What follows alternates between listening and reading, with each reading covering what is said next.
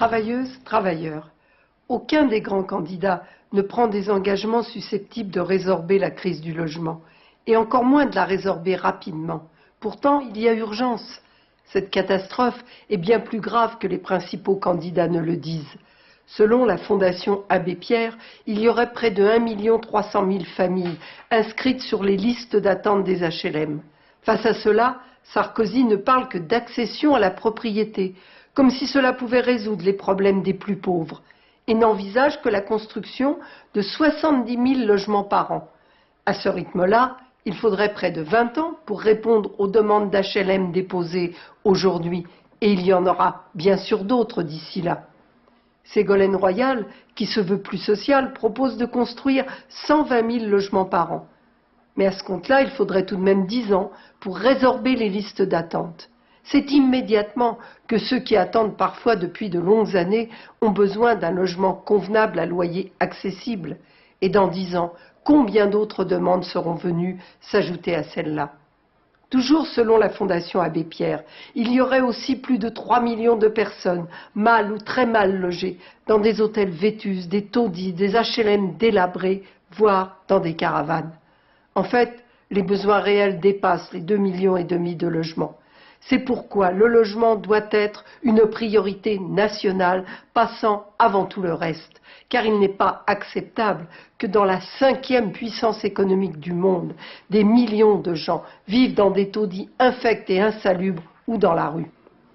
Un président, un gouvernement qui voudrait vraiment mettre rapidement un terme à ce scandale créerait un office national du logement qui prendrait en main la construction d'1 million de logements HLM par an pendant 3 ans.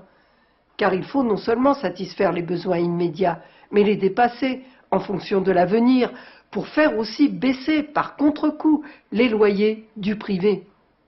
Sur le plan technique, toutes les réalisations modernes, récentes, montrent que construire 1 million de logements par an, c'est possible, y compris en construisant des logements confortables, corrects, avec une bonne isolation thermique et à loyer très modéré. Sur le plan financier, c'est parfaitement possible, à condition de rompre avec la politique qui consiste à diminuer sans raison une grande partie de l'impôt sur les bénéfices des sociétés, tout en consacrant près de 100 milliards d'euros à les subventionner. Supprimer tout cela permettrait à l'État de financer ces constructions indispensables. Les communes n'auraient donc pas à financer ces projets, sauf les communes riches, qui n'ont pas réalisé le quota de logements sociaux que la loi est censée leur imposer.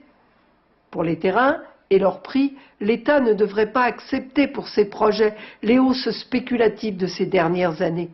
Pour cela, il faudrait réquisitionner à prix zéro tout le bâti des hôtels et des immeubles taudis en location. Leurs propriétaires, qui ont suffisamment gagné d'argent en louant depuis des années leurs taudis à des prix prohibitifs, n'en seront pas ruinés. Et pour le sol, l'État le paierait au prix du marché d'il y a 5 ans, avant la flambée spéculative. Ce sont des terrains souvent situés en centre-ville, sur lesquels on pourra construire du neuf. Les terrains appartenant à l'État, aux services publics, à la SNCF par exemple, aux collectivités locales, et les terrains non bâtis depuis 3 ans peuvent être mis à disposition gratuitement pour les logements, car c'est une urgence nationale.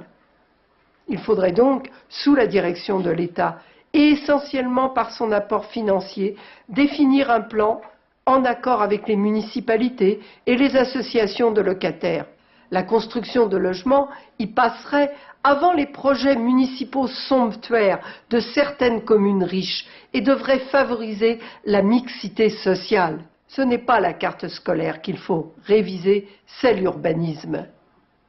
Voilà ce que ferait un président et un gouvernement qui auraient vraiment à cœur de mettre un terme rapidement au scandale que constitue aujourd'hui la crise du logement. Si vous le souhaitez, dites-le. Dites-le en votant sur mon nom pour voter contre la droite sans donner un chèque en blanc à la gauche.